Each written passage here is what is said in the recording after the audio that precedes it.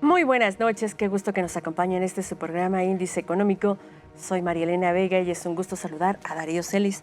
Darío, buenas noches. ¿Cómo estás, Marilena? Buenas Bien, gracias, qué noches. gusto. Rogelio Varela, muy buenas noches. Marilena, Darío, buenas Buenas noches, ¿cómo noches, están? Rogelio. Acompáñenos el día de hoy, vamos a platicar sobre inversiones. ¿Cómo se encuentran? ¿Cuál es el futuro de estas? Comenzamos.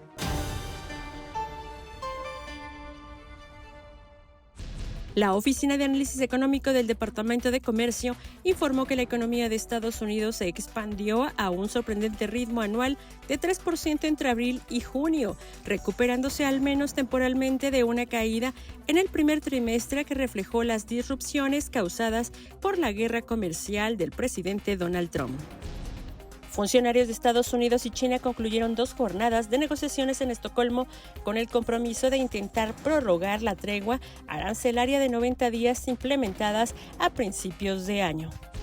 Al cierre de la semana del 25 de julio, las reservas internacionales de nuestro país registraron un nuevo máximo histórico al sumar 242.344 millones de dólares. De acuerdo con el Banco de México, este resultado se debió principalmente al cambio en la evaluación de los activos internacionales.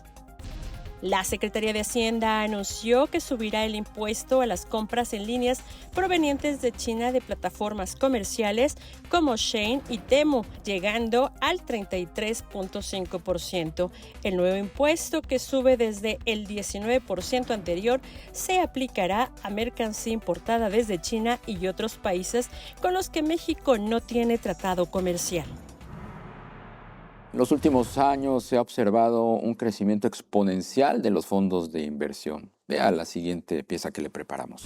Según la Asociación Mexicana de Instituciones Bursátiles, en junio pasado los fondos de inversión se ubicaron en 4.676 billones de pesos, una racha positiva de 12 meses como reflejo del interés de más mexicanos para alcanzar mejores rendimientos para su ahorro. Los activos manejados a través de los fondos de inversión representan actualmente el 13% del Producto Interno Bruto y reflejan a un inversionista mexicano más sofisticado que en los últimos meses ha sorteado periodos de volatilidad tanto en fondos de deuda como de renta variable. Aunque se trata de un crecimiento sobresaliente, países del tamaño similar a México alcanzan activos equivalentes al 100% del PIB, lo que habla del gran potencial que aún reporta el mercado de sociedades de inversión. Un tema relevante en los últimos años en nuestro mercado financiero ha sido el crecimiento de más mexicanos que deciden depositar sus recursos en fondos de inversión, en sociedades de inversión, pues buscando beneficios que son relevantes a partir pues, de todo lo que ocurre con la inflación y tasas de interés. Para platicar de este tema, y nos da mucho gusto recibirlo, está con nosotros Álvaro García Pimentel, presidente de la Asociación Mexicana de Instituciones Bursátiles. Álvaro, buenas noches. Hola, Rogelio, buenas noches. Muchas gracias, Buenas Marilena, noches. Hola, Darío, buenas ¿cómo noches. están? Muchas gracias. Álvaro, pues platícanos cómo ha sido el desempeño en estos años del mercado de fondos de inversión. Bueno, pues fíjate que tuvimos nuestro foro de fondos el mes pasado y realmente anunciamos cifras impresionantes. El monto de los activos de los fondos de inversión en México creció más de 1 billón de pesos solamente en 2024. Ya hoy los fondos tienen bajo administración 4.6 billones de pesos, lo que representa el 13% del Producto Interno Bruto.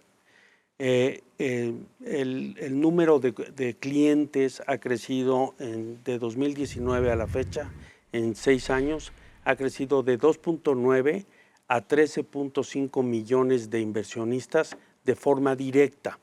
Pero de forma indirecta tenemos 8.4 millones más de inversionistas que van a través de los planes personales de retiro, de fideicomisos, de fondos privados de pensiones.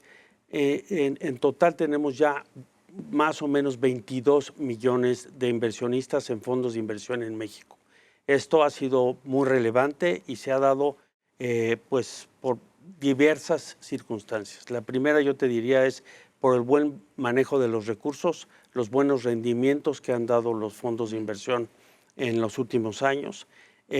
También la digitalización, la autoridad nos permitió que la apertura de las cuentas de los clientes en los fondos de inversión y en las casas de bolsa se pudiera hacer digitalmente. Eso ha permitido que más, sobre todo la población más joven del país, tenga acceso a recibir rendimientos muy por encima de la inflación, muy por encima de las tasas de interés, y eso pues ha traído muchísimo flujo a los fondos. Álvaro, ¿y cuál es la tendencia de frente a la digitalización, la tecnología, las nuevas generaciones? Estamos viendo una inmediatez importante en los fondos de inversión. ¿Cómo se está moviendo? ¿Cuáles son un poco también los portafolios hacia donde se están dirigiendo? Bueno, fíjate que checando hoy en la mañana los números, más o menos el 22-25% de los activos están en inversiones en productos no de deuda, es decir, en acciones, en ETFs, pero no solo de México, sino de todo el mundo. Los manejadores mexicanos, que son de los mejores del mundo, lo que han hecho es crear fondos en México que te ofrezcan el rendimiento que te dan los mercados globales de Estados Unidos, Europa, Asia, de tal forma que puedas tener un portafolio diversificado que te permita tener mayor seguridad en tus inversiones, mayor diversificación y desde luego mejores retornos. Álvaro, siempre se ha dicho que no hay capacidad de ahorro en México. El grueso de la población apenas tiene para vivir al día. ¿Quiénes están invirtiendo en los fondos de inversión? ¿Qué segmentos de la población y qué tanto se ha roto justamente esa barrera que hay entre la capacidad de ahorro y la no capacidad? Mira, Darío, yo sin temor a equivocarme te diría que los fondos de inversión tienen esa virtud. Tú puedes abrir una cuenta y convertirte en cliente de un fondo de inversión con solo 100 pesos. Eso pasa en muchas instituciones que venden fondos en México. Entonces, es la ventaja y la maravilla de los fondos de inversión, que te ofrecen retornos a pesar de inversiones muy pequeñas. Y vas a tener el mismo manejo y el mismo trato si inviertes 100 pesos que si inviertes 100 millones de pesos. El manejador es el mismo y toma la misma decisión para la misma cantidad, para cualquiera de los dos inversionistas, de cualquiera de los dos extremos. Sí es cierto que México podría tener, pero piensa también que el salario mínimo se ha prácticamente triplicado en cuestión de los últimos 6 años, ¿no? El salario promedio del Instituto Mexicano del Seguro Social ha subido muchísimo, estamos sobre 18,000, 19,000 pesos. Eso permite a algunas familias empezar a prever hacia adelante el retiro, el ahorro o la inversión por objetivos para comprarte un coche, una casa o un viaje, ¿no? Entonces los fondos se están utilizando como instrumentos de generación de riqueza a todos los niveles del espectro social de México, ¿no? Que es muy importante. Claro. Álvaro, ¿cuántos fondos, cuántas sociedades de inversión hay en nuestro mercado? Y ahora con el cambio a la ley del mercado de valores, ¿vendrán nuevos fondos? Muy buena pregunta, Rogelio. Hoy tenemos 637 fondos en toda la industria mexicana. Déjame agregarte una cifra muy importante. De todos los recursos que tienen los fondos de inversión en México, durante 2024 dieron un crecimiento promedio a las inversiones de 12%. 12% para esa masa de dinero es muchísimo rendimiento. Es 3 veces la inflación, es más o menos 2-3% más o 2-3 puntos porcentuales más que lo que pagó en promedio la tasa de CETES durante 2024. Y lo que hemos visto es que los inversionistas vienen porque quieren seguridad en sus inversiones. Y no hay mayor seguridad que darle a un profesional tu dinero para que lo maneje. Oye, Álvaro, pero tenemos una economía pues volátil, no solamente en México, sino a nivel internacional. ¿Se esperaría que sigan los fondos de inversión, las inversiones manteniéndose estable? ¿Cómo están viendo esta situación de frente a la situación actual, no solamente en México, sino a nivel internacional? Me encanta tu pregunta, Marielena. Te voy a decir por qué. Porque justo al comprar una acción de un fondo de inversión, lo que estás haciendo es contratar a un manejador que tiene que observar justo lo que tú acabas de decir. Si ese manejador tiene un fondo que invierte, digamos, en Europa, Estados Unidos y un componente de Asia, por ejemplo, y ve que puede haber una situación crítica como la ha habido en los últimos años en Europa, por ejemplo, después de la guerra de Ucrania, su trabajo es disminuir la exposición a esa región y cargarse en otra región que él cree que va a crecer más. Eso tú como inversionista no podrías hacerlo, ni yo, ni... Es muy difícil estar viendo los mercados, la información, los reportes de analistas todo el tiempo.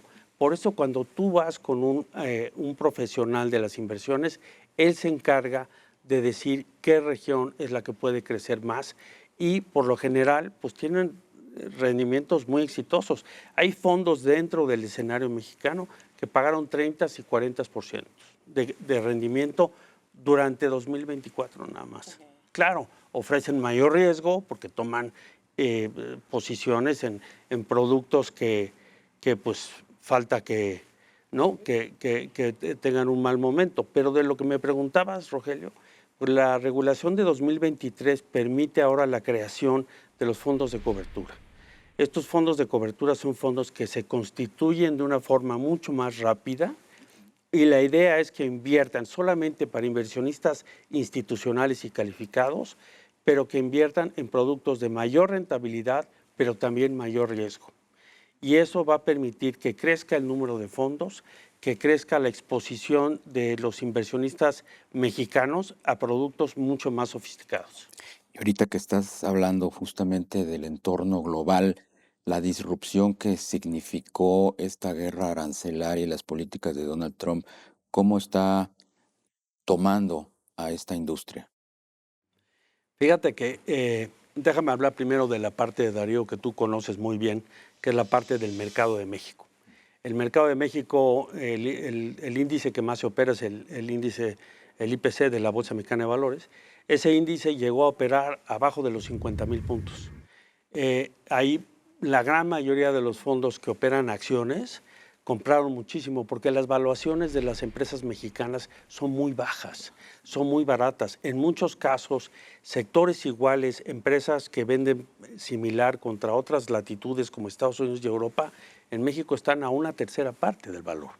Entonces, lo que hicieron fue se recargaron en acciones y después se regresó el índice de 49,000 y pico a 60,000 puntos. Es un retorno de 20% que se tuvo en cuestión de semanas. Claro, y son fondos, Álvaro, que supongo se adaptan a cualquier tipo de inversionista. Si eres joven, si ya estás cerca de la jubilación, si buscas algo de largo plazo. Claro, claro. Mira, cuando yo empecé a trabajar en esto, había un número que a mí me sirvió mucho en la vida, que es que decían que tu edad, por ejemplo, si tienes 25 años, que no es mi caso, tu edad la pones en inversiones de menor riesgo, es decir, bonos soberanos del gobierno de otro país, ¿no?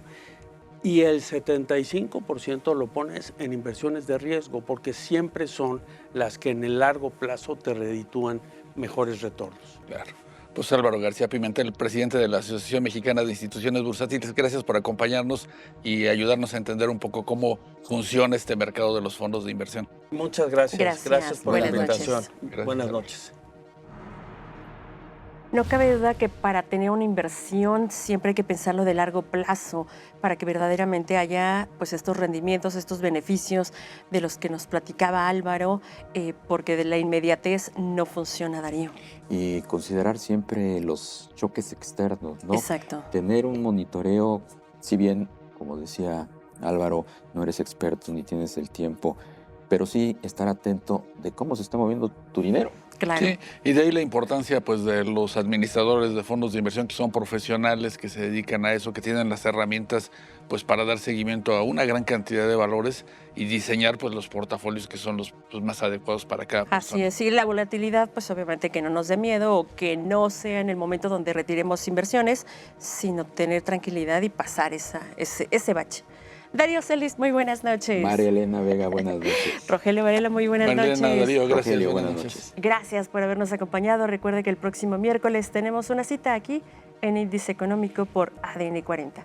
Hasta entonces.